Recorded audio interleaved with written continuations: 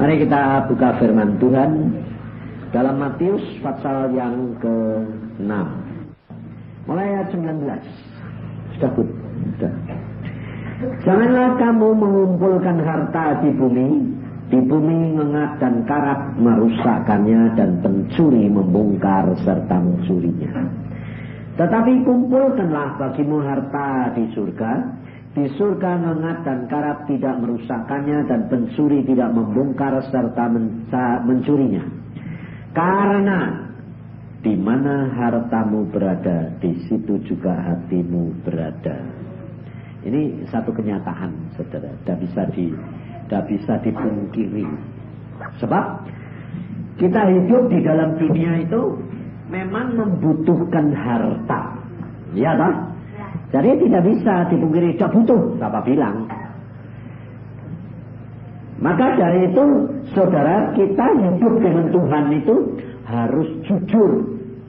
Jadi tahu apa yang kita pikirkan, kita butuhkan, dan kita harapkan. Nah, maka dari itu, setelah Tuhan Yesus berbicara tentang harta ini, Tuhan berbicara di dalam ayat yang ke-25, karena itu aku berkata kepadamu, janganlah khawatir akan hidupmu, akan apa yang hendak kamu makan atau minum, dan janganlah khawatir pula akan tubuhmu, akan apa yang hendak kamu pakai. Nah,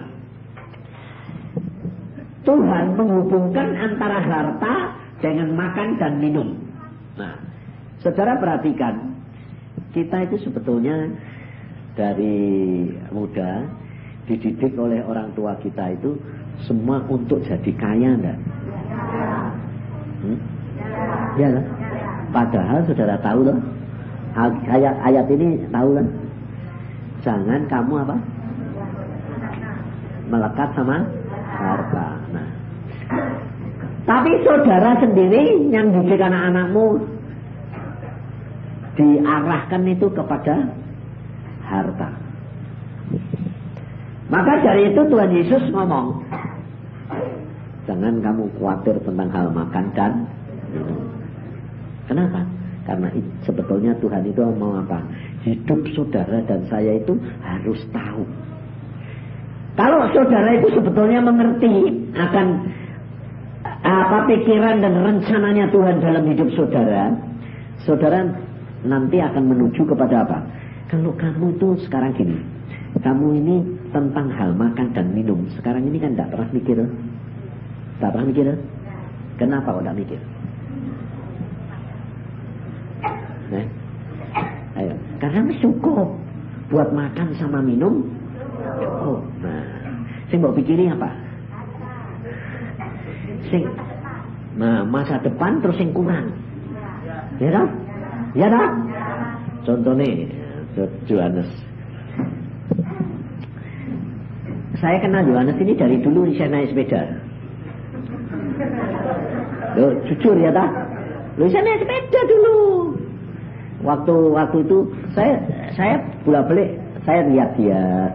Tuhan ini, anak ini kasihan. Tapi Tuhan bilang sama saya pada waktu itu, lawang hati ini itu saya kemerungsung. Jadi tahu kemerungsung. Jadi saya kepengennya kaki. Justru gak itu kan. Ngerti saudara? Justru kalau kamu ini kepengen kaya, tidak bakal sampai. Anda pada waktu itu sepedanan, kepengen mobil, enggak, itu kegedean. Motor, pertama itu dia motor. Wong dia pernah ngomong, dia punya motornya lumayan. Nah, coba kamu perhatiin, tanya dia, berapa lama dia dapat motor? Ada waktunya, saudara. Demikian juga setelah punya motor, wis gak mikir loh. Wis lali sepeda nih. Pasti lupa sepeda. Kepengen itu manusia itu biasa, saudara. Tidak boleh. Boleh. Tidak boleh bodoh. Boleh. Cuma kamu harus tahu bahwa segala sesuatu ada waktunya. Satu, kedua, hatimu, pikiranmu tidak melekat sama benda itu baru dikasih. Ngerti? Makanya orang bilang gini, aku kepingin dengar suara Tuhan, malah tidak bakal dengar. Ayo, kenapa kok tidak dengar? Sebabnya Tuhan ini kamu atur, dan ini pikiran yang menyebabkan penghalang antara Tuhan dan kamu. Nah ini saudara. Makanya banyak orang bilang, Pak, saya kok tidak dapat karunia lidah. Berapa tahun? 10 tahun. Wah, degil gue, pasti kayak aku. Wandelmu mesti luar biasa. Aku itu dapat karunia lidah pada umur 12-47. Saya itu sudah mengenal Tuhan secara pribadi. Tuhan yang ngomong bahasa Indonesia. Baru tahun 71, berapa puluh tahun? 47, 71, berapa tahun? Hah? 24 tahun kemudian baru aku bisa karunia lidah. Ayo degilnya kayak apa? Kenapa? Makanya aku tuh ngalami semua, ngerti. Kenapa sih Tuhan kok baru sekarang mau kasih? Dikasih saja bukan karena saya kepengen, ditawarin. Saking Tuhan lihat ini anak buat delil loh. Degilnya itu luar biasa. Nah, saya tahu, makanya saya bilang gini, aku ngalami semua. Nah, kamu sekarang ini jangan sampai telat. Malah kayak gue kepengen, ya kan? Gue tidak punya mobil. Anda bukti no way. Gue sekarang tidak punya apa, kepengen apa? Bilang sama Tuhan, Tuhan aku kepengen itu. Ngototan orang dikekei. Tapi nek gue gelumbung. Tuhan, aku wis sisa buat itu memang sudah cukup buat aku. Boleh. Nanti kan malah dikasih. Tapi Tuhan tidak mau aku sih. Terus kue niru aku dong. Boleh. Tapi hatimu kepengen. Tuhan itu tidak bisa mbak aku sih. Sebab Tuhan itu tahu dalam hatimu sesungguh-sungguhnya. Dan penyerahanmu, nah, yang dinamakan penyerahan itu adalah iman yang benar. Itu penyerahan. Kenapa saudara? Karena iman yang bundar itu, yang penyerahan itu adalah orang yang sungguh-sungguh percaya kepada Tuhan. Bahwa Tuhanmu itu yang memelihara kamu dan kamu pasti diberikan yang kamu butuhkan.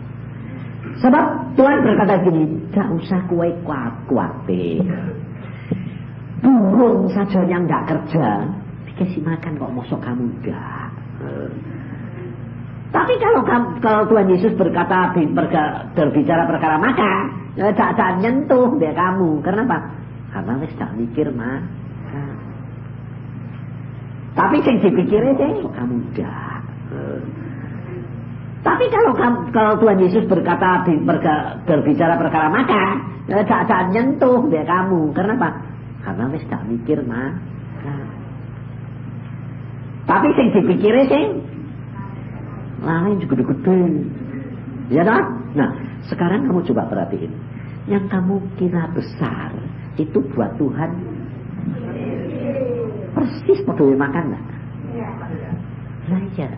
Dan sekarang buat Tuhan itu apa? Kue gede ini kayak apa? Itu Tuhan ini bilang apa? Bocah kok tak percaya.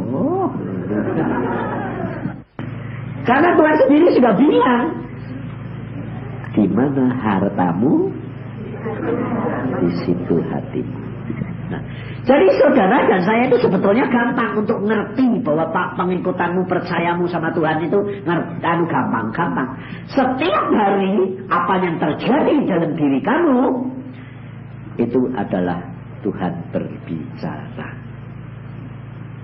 Mamanya hatimu melekat. Aku yang alami, aku yang paling senang mobil. Hatiku melekat di mobil. Baru gres, dalamku baru gres itu keluar dari showroom. Das, saya ke bank. Bank itu sampai sekarang masih ingat. Market tok. Tak apa. Setelah ngambil duit pulangnya dari bank, keluar. Jedek. Aduh apa? Bempernya depan sobek. sobek. Langsung aduh. Langsung aku bilang, aduh, sobek. Tuh, mengapa? Tanyanya selalu gitu. Ayo, sebab hati ini melekat kok kono lah. Aduh, bilangnya, aduh, iman-iman toh. Tuhan terus ngomong gini. Aduh, iman.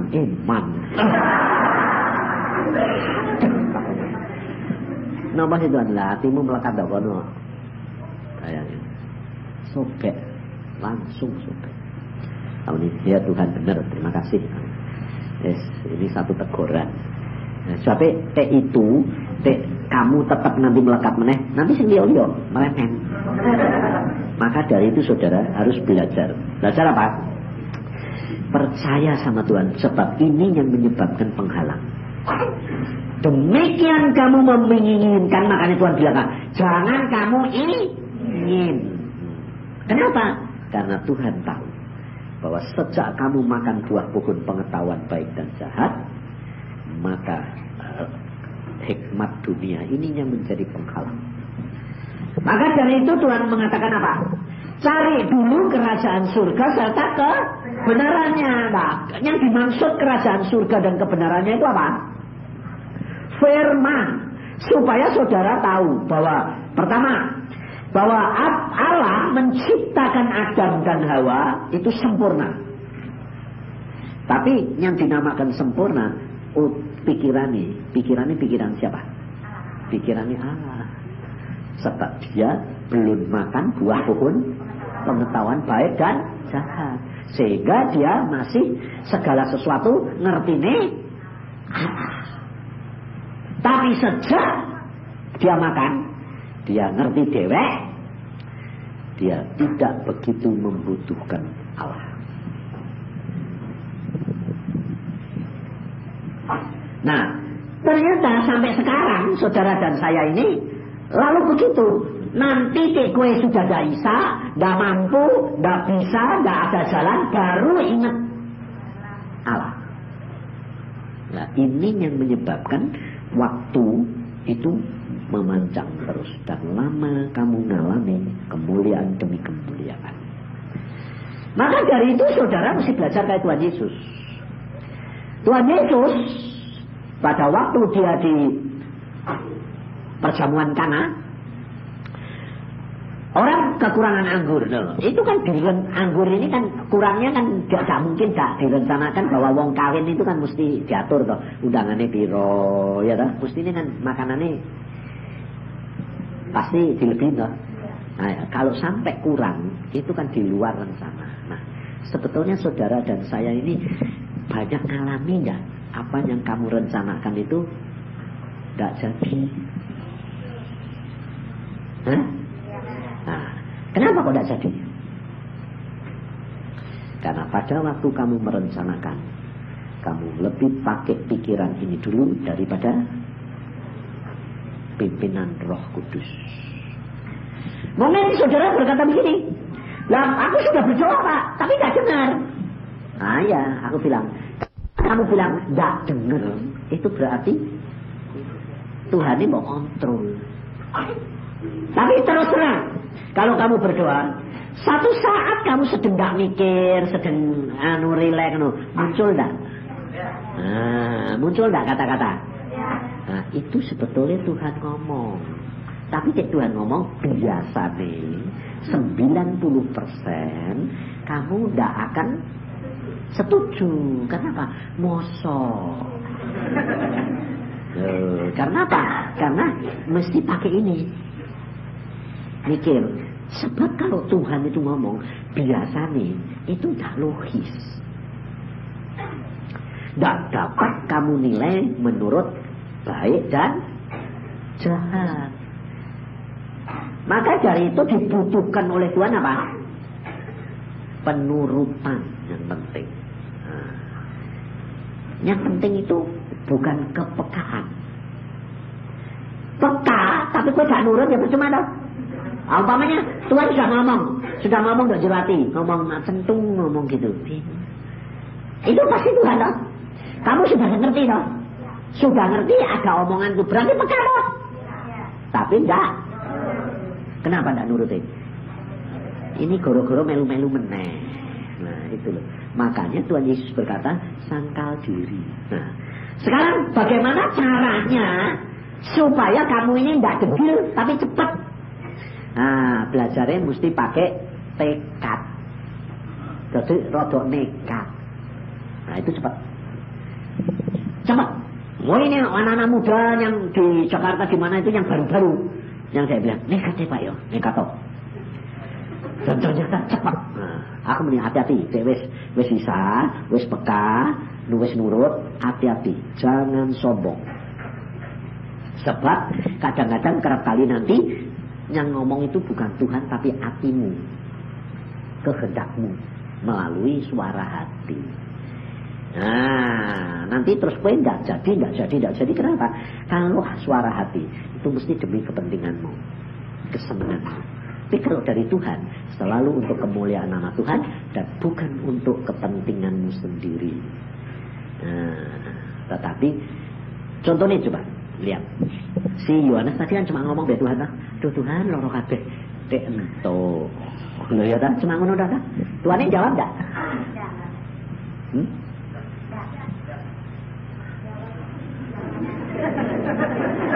Ane kowe itu keminter. Lalu jelas-jelas mulai ana mobil itu jawab to ya. Lah kok mbok atur meneh mudah. Kok Tuhan itu tak jawab tuh gitu. Karena pikir, lah iya, saya atur kowe nek to. Wong Jawa kene diajari carane itu ngerti piye kok ya isa di program nih. Lah ini bandelmu itu. Tuhan itu suka bikin gitu. Jawabnya itu suka dia. Demikian kamu ngomong, Tuhan itu sudah mengerjakan yang kamu sendiri tidak tahu. Nah, Tuhan mengerjakan, kemudian ngirim orang itu, ngirim mobil ganti. Nah, dia tidak tahu. Tapi nanti sampai pulang, Tuhan jawab melalui itu. Tapi karmu piye? Nah, ngatur meneh. Bakal tekan. Jangan nih gue. Sehingga akhirnya saya selalu ajari gini. Sudahlah, jangan ribut. Biar si Tuhan ini jawab. Biar Tuhan ini ngomong, ojo ribut. Yang penting gini, Tuhan buat aku ngerti jawabanmu. Tapi jawaban bukan dari suara. Apapun yang engkau lakukan, aku ngerti. Oh itu gue jawabnya. Nah, kayak Yohanes jawabnya. Tahu-tahu sudah ada loh. Tapi kamu selalu kepengennya apa? Tetap ngatur Tuhan dengan konsep yang lama. Tidak bakal bisa. Yang Tuhan mau kamu harus kayak Tuhan Yesus. Hari demi hari jalani aja. Sebab apa? Sebab saudara dan saya demikian kamu dilahirkan di dalam dunia itu sudah digaris. Ada garisnya. Takdir. Itu sudah ditulis. Demikian kamu dilahirkan di dalam dunia. Itu sudah ada apa? Programnya. Printnya itu sudah ada. Demikian kamu keluar tuh printnya itu langsung di depan Tuhan dia ada. Kowe nanti jadi orang kaya, jadi orang miskin, jadi pengerja, jadi direktur, punya rumah, atau punya dari papan apa, itu semua sudah ada. Ngerti ya? Loh, sebabnya gini.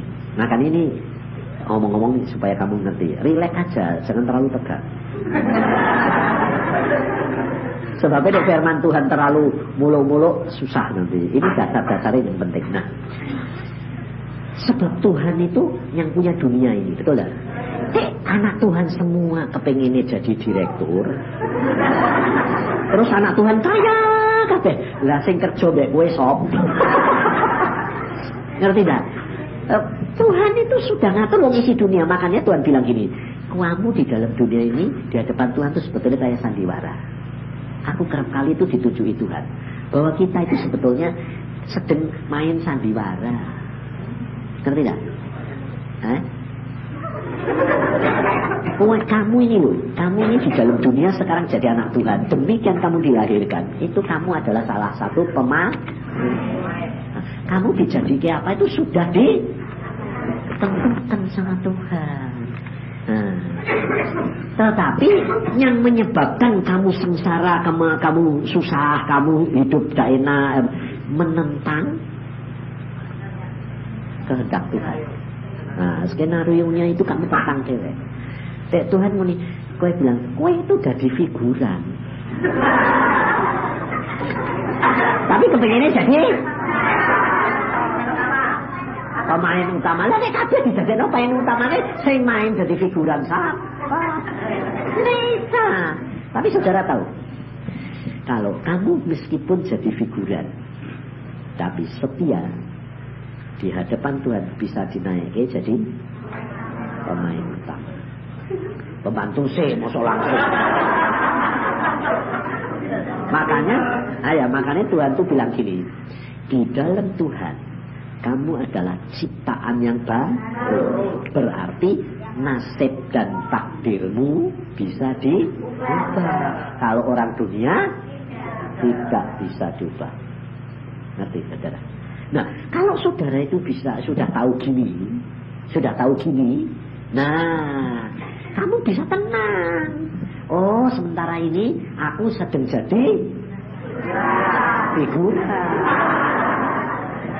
Jadi gajiku sedikit. Terus gajimu sedikit. Tapi kalau kamu penuh dengan pengucapan syukur, benar? Naik sepeda kepanasan dikasih kekuatan enggak? Tapi dek kowe ngomel terus, wes kepanasan, ngomel energinya habis, sakit. Terus bingung pikiran, sedang naik sepeda, tabrak mobil. Lah, wes ya toh? Tapi dek kamu tuh sukacita sedang jalan loh. Tuhan itu lucu, aneh. Kowe sukacita gitu ya, meh ketabrak orang, dia. Karena kamu sadar, loh ya tapi kowe stres. Tabrak sing nabrak kan marah-marah. Jalan kok ndak lihat-lihat. Ya tenang. Akhirnya malah sudah jatuh ketimpa. Ngerti enggak? Energimu habis. Karena apa? Kamu tidak menyadari keberadaannya. Makanya Tuhan Yesus berkata apa? Ucapkan syukur dalam segala perkara. Burung yang dikasih makan kok kamu, mosok kamu dah. Loh, saya alami sendiri loh saudara. Sebab apa? Sebab saya dulu tuh karena suruh baca, gara-gara suruh baca sampai Tuhan Alkitab, lalu yang tak petiin yang enak-enak. Aku datang memberikan kamu hidup berkelimpahan. Lah aku kok bangkrut terus, rugi terus, aku bilang gitu. Mana ayat Tuhan bilang? Karena kamu ngatur Tuhan, bukan kamu jalan. Salah Tuhan, salah. Selama kau ngatur tak pencet terus, malah sengsara. Tapi kalau kamu mengucap syukur, benar. Lah saya tuh dulu saking senengnya mobil, dikasih mobil sama Tuhan. Tapi karena mobil bekas, catnya itu silver mobil sekarang sama dulu beda saudara. Kalau dulu itu bukan oven, jadi kalau kena lama-lama sudah busem. Kalau sekarang kena awet, nah, busem. Aku bilang kok busem. Jadi sampai mobilku itu tiap tahun tak cat. Pokoknya nggak busem cat baru. Aku sampai gini. Akhirnya Tuhan ngomong ke aku gini. Kowe model gitu orang bakal tak ganti mobil. Aku bilang kok aneh tau. Lah aku kan mau pakai bagus terus. Tuhan bilang terikat hatimu dok di situ itu belalang. Setelah diomongin situ saya bilang ya wes sudah ben itu saben. Akhirnya nggak tak cat, nggak tak ada mau video nggak tak resiki. Angger pokoknya setiap pagi dibersihin sekali ya wes. Nanti kudangan balik nih ya terasa diresiki. Sesuk wae diresiki ya. Dulu demikian saya datang. Pembantu saya bilang bersih. Jadi saya tiap kali keluar hujan nggak hujan mobil harus mencurat. Tuhan bilang ikatan. Nggak bakal nanti. Jadi setelah saya ngalami saya nyerah sukacita loh pakai mobil butut ya malah diganti tiap 2 tahun ganti baru. Nah, aku tuh ganti mobil sudah 15 kali. Gonta ganti sampai aku bilang, aku mau nyoba sembarang lah. Tak coba ya. Tuhan bilang apa? Kalau kamu tidak terikat, aku tahu kesukaan kamu. Tak beri. Sebab kamu nurut. Kalau enggak. Nah, maka dari itu saudara, kita harus menyadari bahwa setiap saudara ini sudah punya program. Sudah ada programnya. Jadi kamu jadi pemain apa-apa. Nah, tetapi saudara kan tidak bisa tahu secara keseluruhan. Nah, ini kerap kali kamu kepengen tahu secara keseluruhan. Makanya pergi ke tukang guamnya. Kerap kali lah, kenapa tukang suhu kok bisa ngerti? Loh, suhu itu ngerti ini karena setan. Setan itu dulu tangan kanannya Tuhan. Jadi setiap garis muka saudara, tangan saudara, bagian saudara itu dia tahu. Jadi Tuhan itu sudah memberi program itu semua tertulis di dalam tubuh kita. Jadi jangan salah ngerti. Loh, mereka kok tahu tak? Tahu, wong dia itu bekas tangan kanan Tuhan.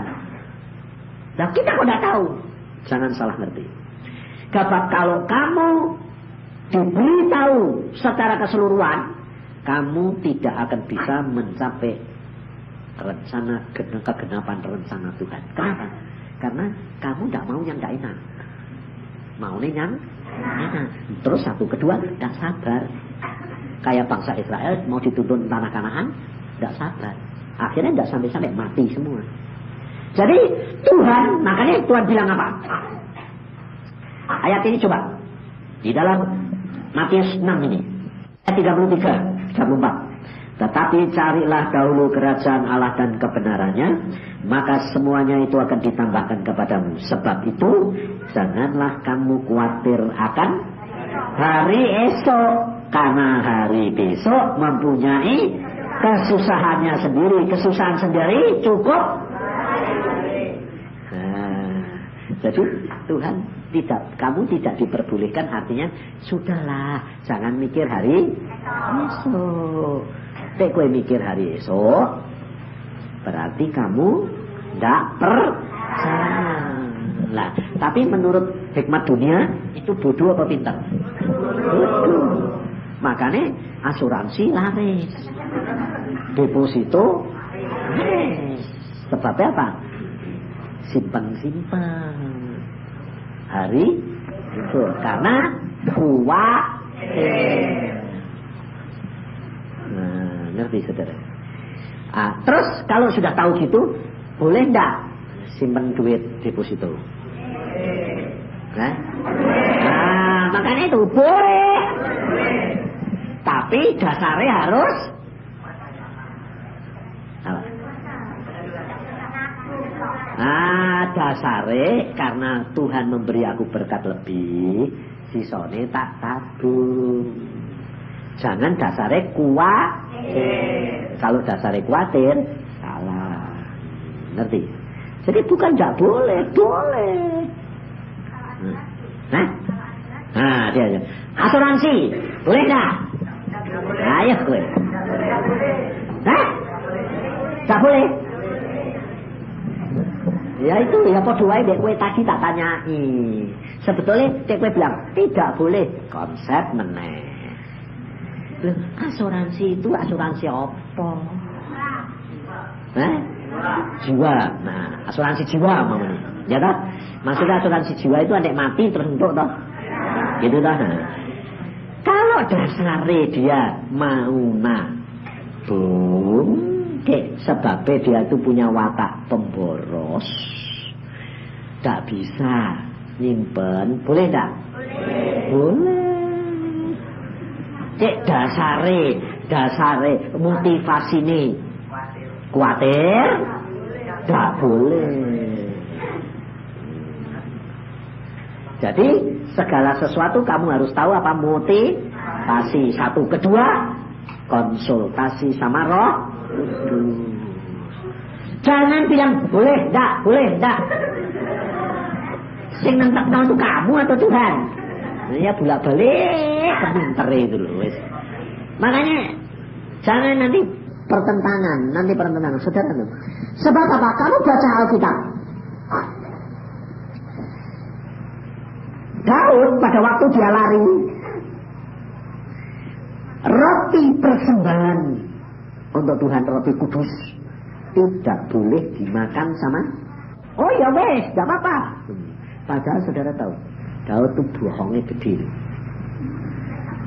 Bohongnya gede Daud itu. Ditanya gini, loh kenapa kok gak bawa pedang, gak bawa perlengkapan? Aku tergesa-gesa. Disuruh sama Saul. Kurang ajar. Wes bohong, ngambil roti kudus, menara kurang ajar. Tapi kenapa boleh? Karena hatinya polos, bergetar. Daud itu disenangi Tuhan itu karena apa? Hatinya tulus dalam segala perkara. Konsultasi sama Tuhan. Daud. Padahal kalau secara manusia, hati Daud sama hati Saul, baik Saul.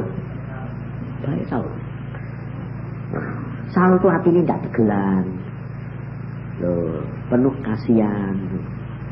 Daud kejam nih, sampai Tuhan bilang tanganmu berlumuran darah.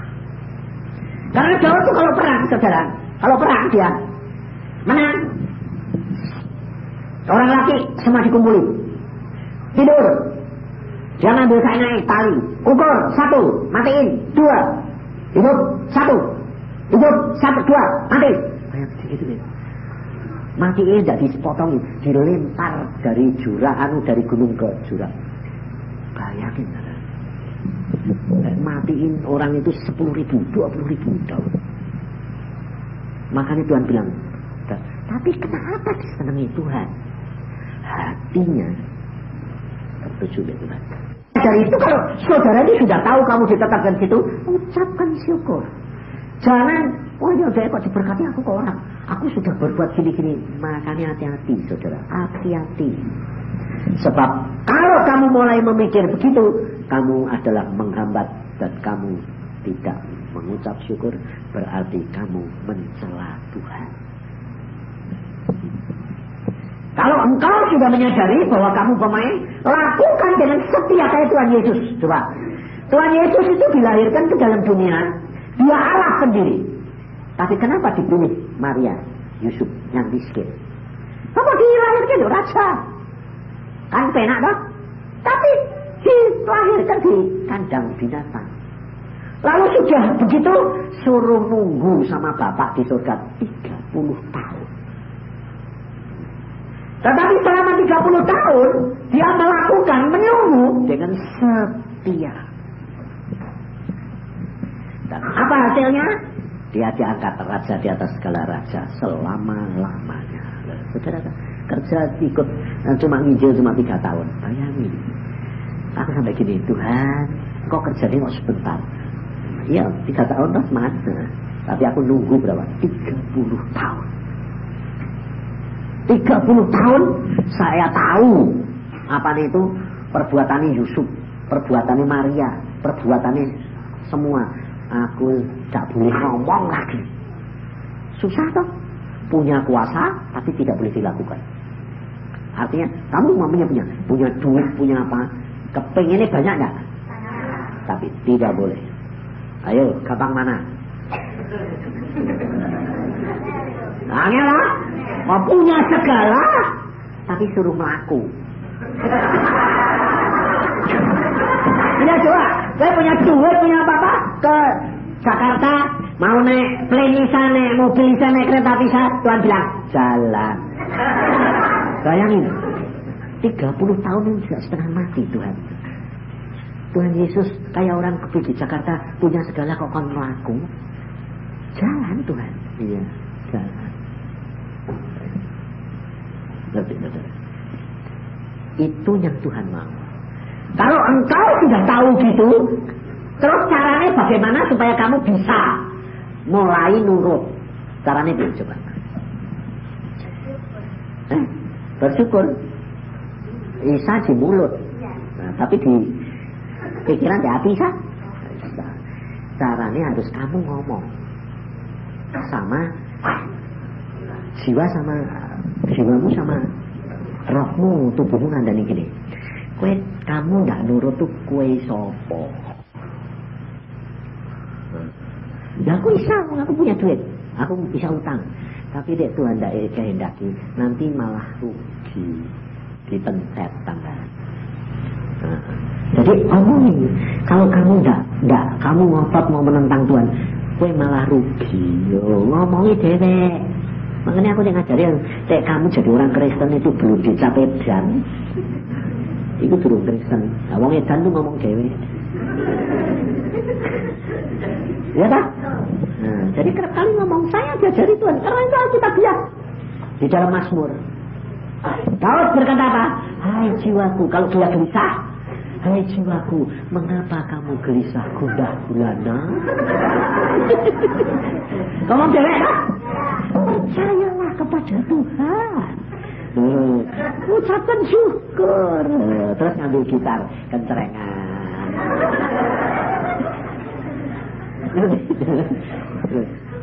Ngerti tidak? Itu yang Tuhan mau. Nanti kamu akan mengalami mujizat demi mujizat banyak. Itu tak alami. Umpamanya contoh nih, aku waktu umur 14 kelas 3 SD. Gobloknya luar biasa kan? Lo memang goblok. Ya bodoh ya kurang, memang agak kurang. Lalu 14 kelas 3 itu kebeda. Nah, tapi lucunya pada waktu itu saya malah dipaksa harus kelas 5. Lalu aku bilang, loh Pak Guru, saya ini kelas 3 aja belum selesai. Kok disuruh kelas 5 itu jadi apa? Loh, enggak apa-apa. Nanti kalau di sana tidak bisa turun. Dari kelas 3 kelas 4, 3 bulan lagi turun lagi. Dari kelas 5 kelas 4, 3 bulan tidak bisa turun lagi, kelas 3 balik meneh. Aku tak pikir, wes lah menurut. Tapi saudara tahu, aku pada saat itu so aneh.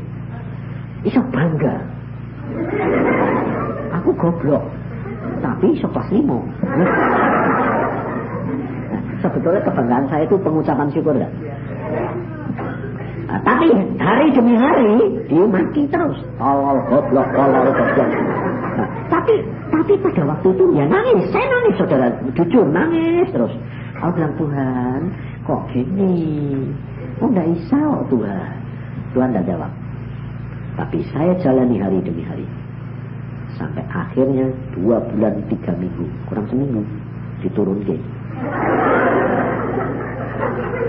Terus kepepet, baru Tuhan pasangi alat. Tuh, kaget loh, kok aneh.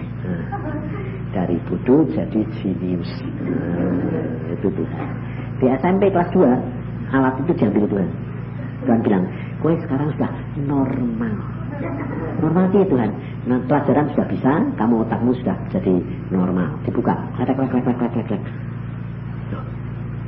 Waktu dibuka itu terbuka semua pelajaran. Oh, pelajaran itu gini, matematika itu gini. Oh, gini. Oh, ngerti nggak? Baru pinter. Ngerti sudah. Segala sesuatu Tuhan yang menetapkan. Tuhan sudah tahu garismu bahwa kamu itu punya kelemahan, punya watak yang jelek. Itu Tuhan tahu. Di dalam diri kamu ini sudah ada semua toh bawaan. Jangan khawatir, tapi terima dengan syukur, dan kenyataan itu jangan nyalahkan Tuhan. Kok aku dibuat gini, kok orang lain gini? Jangan, ucapkan syukur. Sebab Tuhan Yesus sudah ngomong pada waktu ditanya orang itu kok buta, dilahirkan buta, itu salah siapa Tuhan? Tuhan bilang, tidak salah siapa-siapa, supaya kemuliaan Allah dinyatakan. Melek, lumayan dah. Maka dari itu jangan bantah, jangan buntu. Percaya bahwa apa yang direncanakan Tuhan dalam hidupmu itu pasti baik. Biarpun sementara ini belum baik, tapi pasti bakal ada jalan keluar jadi baik. Ngerti enggak? Ini terjadi besok raja di Tiongkok. Raja di Tiongkok ini punya anak laki cuma 1. Tukang guamnya ini semua bilang gini, ini tidak ada jalur raja. Jadi gak apa-apa ini anak jadi raja, tapi gak bisa. Tetap dia ternyata gak tahu kok. Gak tahu sampai di hari dewasa Gak ada jalan lain. Ini mesti jadi raja. Jadi raja. Wah, lalu tukang buahnya ini bingung. Dia di ujung rambut sampai kaki gak punya jatah raja. Dia bilang tidak mungkin. Mau ini ternyata dia yang jadi raja. Mesti ada. Wakilnya diselidiki. Apa saja yang keluar dan masuk ke dalam raja itu dilaporkan, diambil semua sama tukang buahnya. Jadi apa? Oh ternyata kita tidak bisa lihat ini. Dia kalau buang kotoran, kotorannya persegi.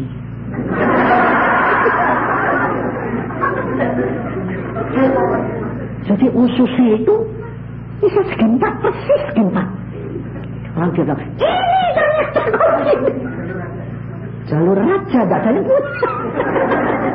Ngerti gak, saudara? Jadi bagaimanapun juga Allah itu suka yang tersembunyi, itu kemuliaan Allah. Tapi kemuliaan raja adalah menyelidiki.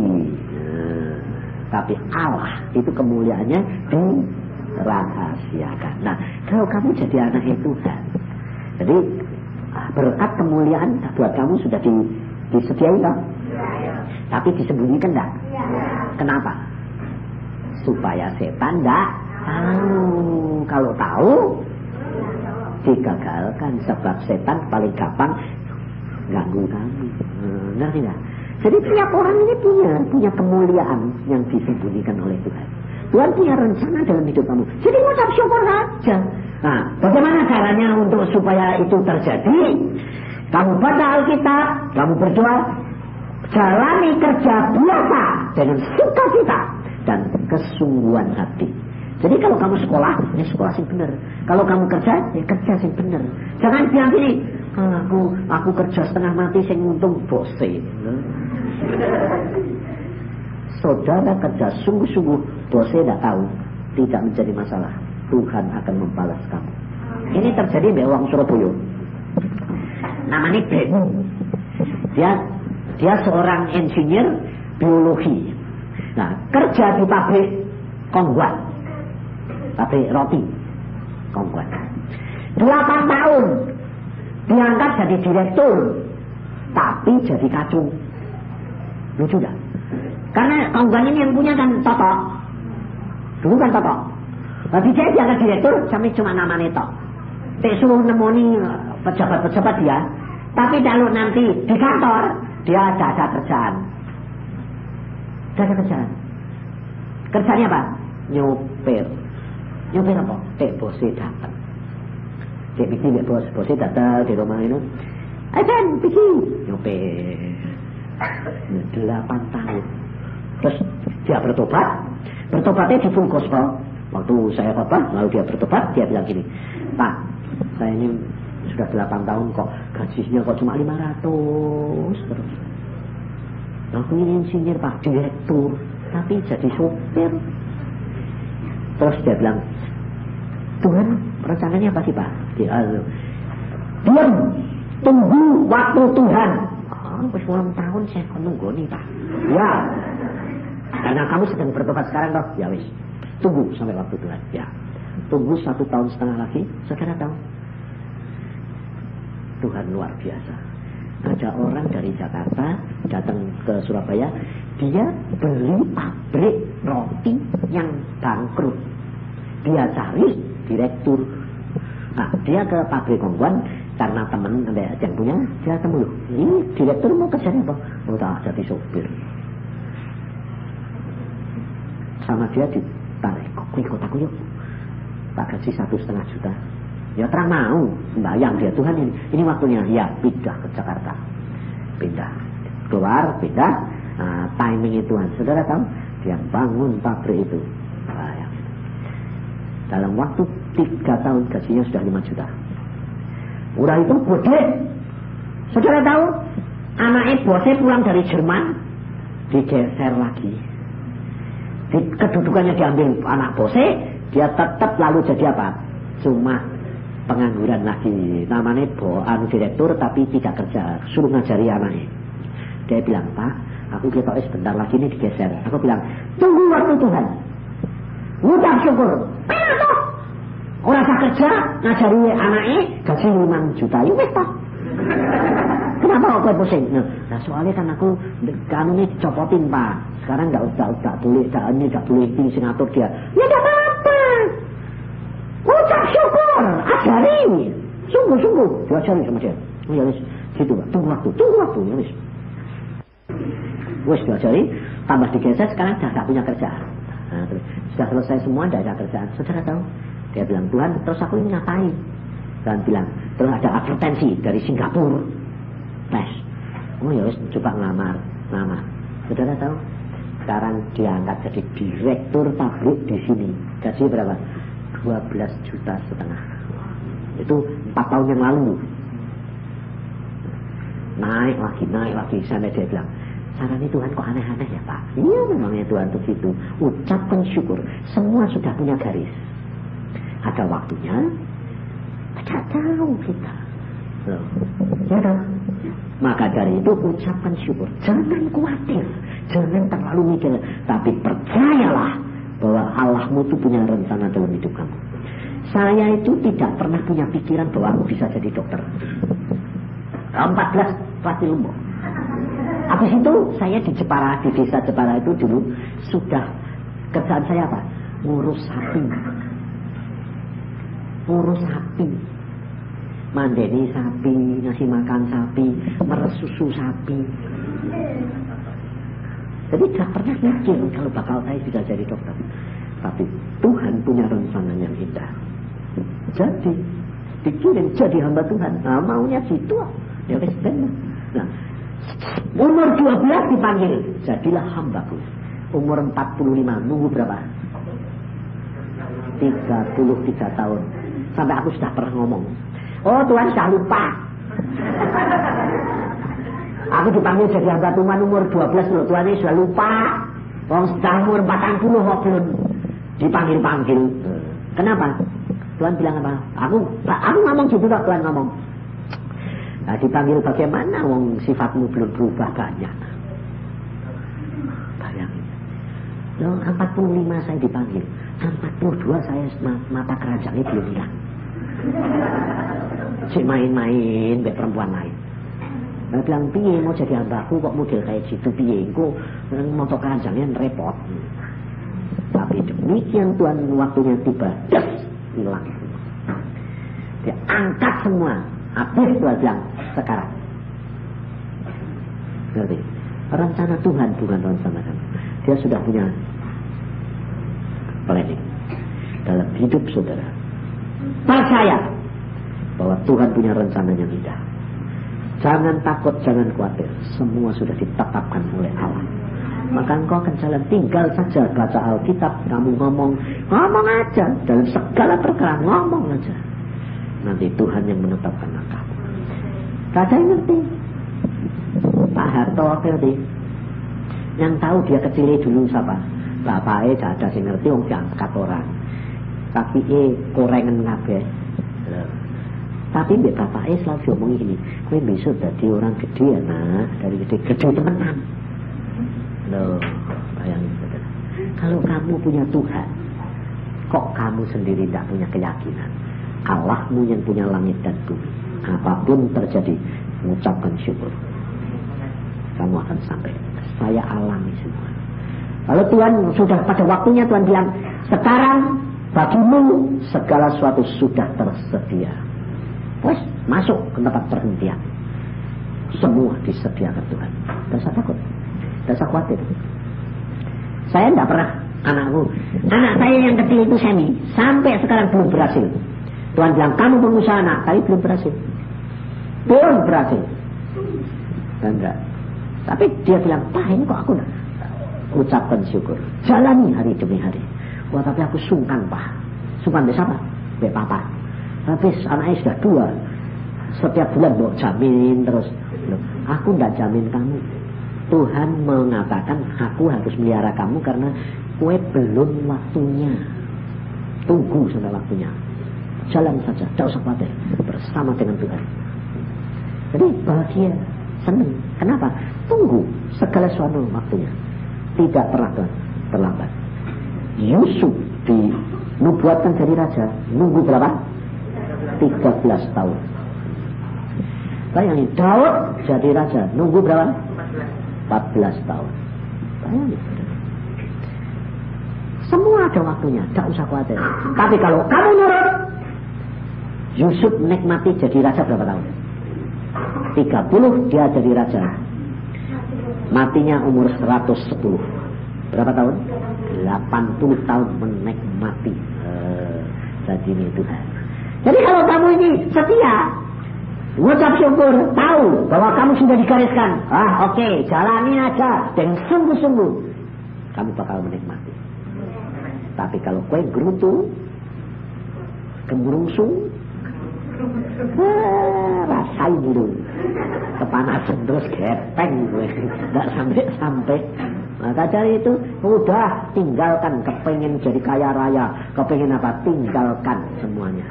Jalan hari demi hari dengan Tuhan, pasti kau diberkati. Karena Allahmu Allah yang luar biasa. Amin. Mari kita berdoa.